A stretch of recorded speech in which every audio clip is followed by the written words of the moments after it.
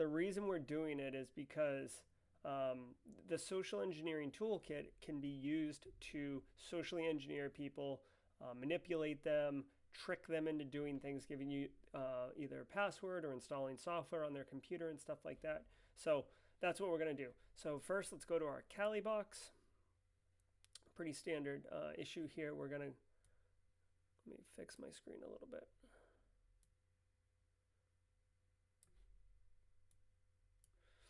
Okay, we're going to do root and then tor, which is root backwards. We are met with our ever comfortable and good friend, the terminal, right? Terminal screen here. All right, so once we're in here, we're going to type in SE Toolkit, which is Social Engineering Toolkit, right? Do you agree to the terms of service? You're going to have to say yes at the bottom here.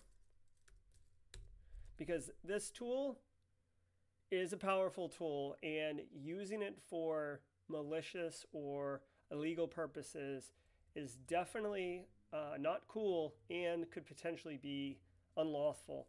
So, you know, exercise caution as you're doing this. This is just to teach you technique and understand concepts, not for applying in real life, okay?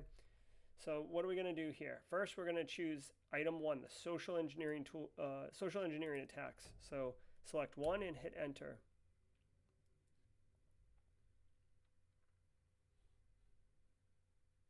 Give you guys a little bit better view of what I'm looking at here.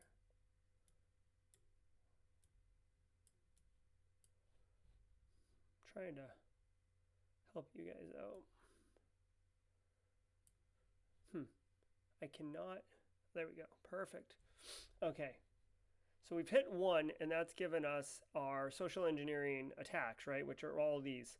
Now, I just spent a minute on this since we're in a lab and you guys want to learn these things. Spear phishing is like phishing, except you target very specific who the recipient is. Normally phishing, you send thousands of emails and hoping that you get like a bite. Spear phishing is you groom a target and then you explicitly attack them, okay? Website attack vectors, which I think is what we're going to be doing. Infectious media generator, you can create like malicious PDFs and stuff like that. Whole lot of functionality in this social engineering toolkit that we will not be using. But we will be doing is hitting 2 for website attack vectors, okay? Now, you can see they're talking about the Credential Harvester here, which is what we're going to be using. And just if you've ever taken any phishing training or, you know, ever received a phish or whatever, typically phishes have a couple different goals, but one of the popular ones is to trick you into thinking that you're logging into a legitimate site, your Facebook account, your Google account, your bank account. And in reality, you are logging into a site that the bad guys control that looks just like it. And the idea is that they're going to get your username and password and then immediately go to the actual site and log in as you, and then change the password to lock you out, change the phone number so you can't, reset your password. And then they'll either send emails as you, they'll clear your bank account out, they'll message you and charge you a fee or a ransom in order to get access back to your account. Pretty nasty business. So let's go ahead and do the Credential Harvester attack. So we hit 3. Okay, so now we've got,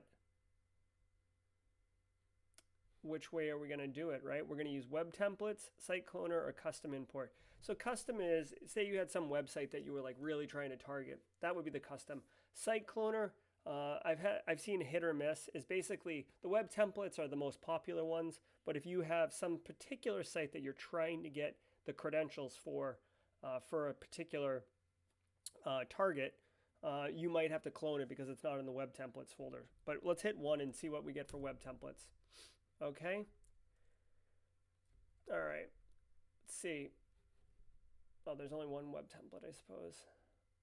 Okay, so we've been asked for an IP address. We remember from the networking lecture, IP address is the unique identifier for a system on a network, like a server or a host. We're going to choose 192.168.9.2. Hit enter. On select a template prompt, select 2 for Google. All right, so they basically have just 3 templates on this one. So we've chose Google, okay? It says cloning the website google.com, okay? Good stuff. You may need a copy var www star into var www html depending on which site structure is. Okay, so basically just press enter again. Okay. So now our, for lack of a better term, our trap is set, right?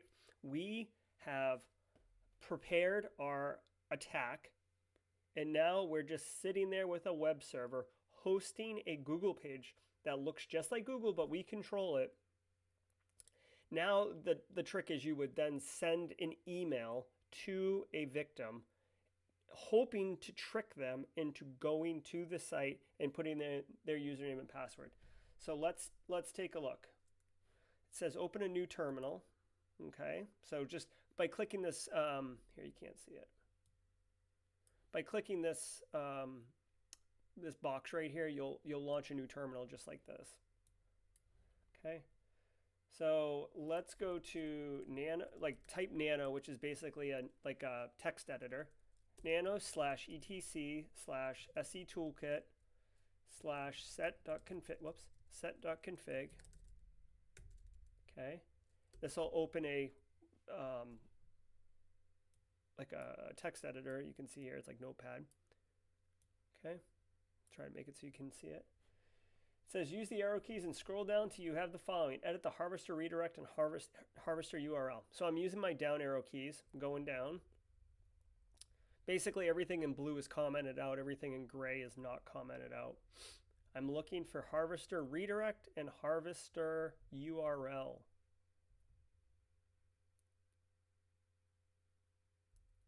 There it is. You guys see it? Right here. So, looks like edit them to match below. All right, so looking at the lab guide, we have to change this from off to on, all caps. And the URL is, this is a site, which it's not. We'll go all the way back, leave the double slashes, and put 192.168.9.2. Okay? Now we're going to press Control on our keyboard, hold down the Control button and hit X. It's going to ask you about modifying the buffer. You hit Enter, or you hit Y. It'll say file name to write, right? Then you hit Enter. There you go, it'll close out. Now we've edited that config file. All right, we can close this terminal now by hitting the X in the corner of that terminal. Make sure you don't close this terminal, because this is our bear trap that's currently primed. Okay. Okay, now we're actually going to show you what the attack looks like. This is the attacker lurking, waiting. Let's go to the OpenSUSE tab. So this is our victim computer. Okay. It's already prepped with a username, but the password is OS boxes, so just like the username, but add .org to the end of it. Okay. Nice. We're logging in. Good times.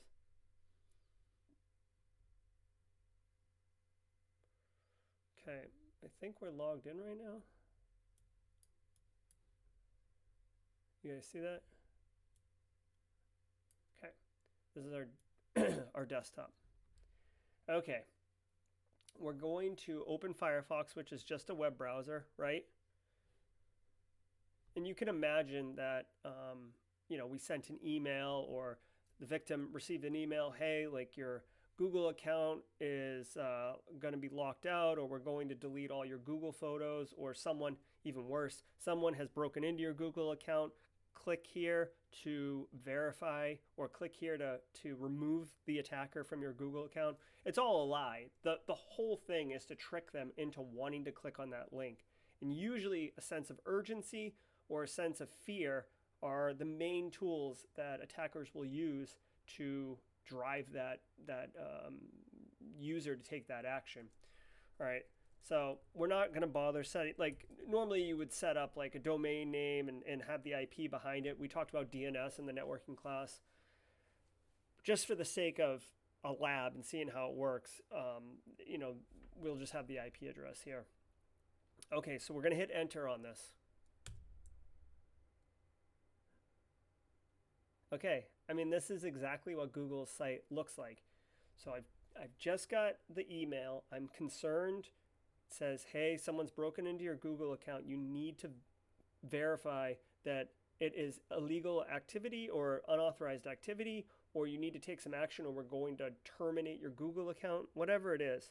You get here, you're all scared. Oh, I definitely got to log in. So let's log in. Here, I'm going to put, let's see, citadel@google.com, and the password, don't tell anyone, okay, is CSC227 is cool.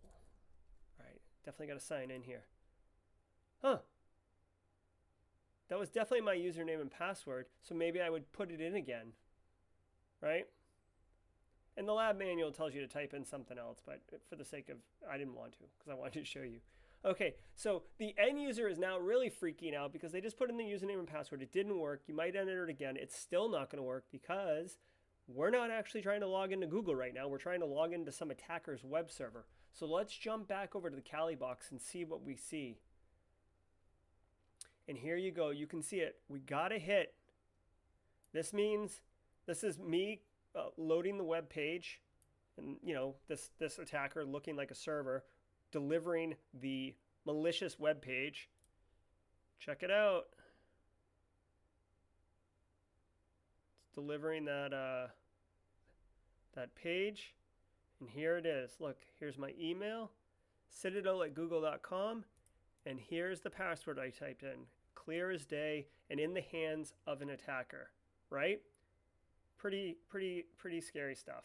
So take a screenshot of your username and password. Don't put in your real username and password, okay? Put in something fake or fun or whatever you want. But take this screenshot and submit it as your lab, your lab file upload, okay? I hope you enjoyed this. I hope it gave you some perspective and kind of demystified what phishing attacks look like and how landing pages work. And really the powerful of the social engineering toolkit as well. All right, if you got any questions, just ping me, message me, or whatever. I hope you enjoyed the lab.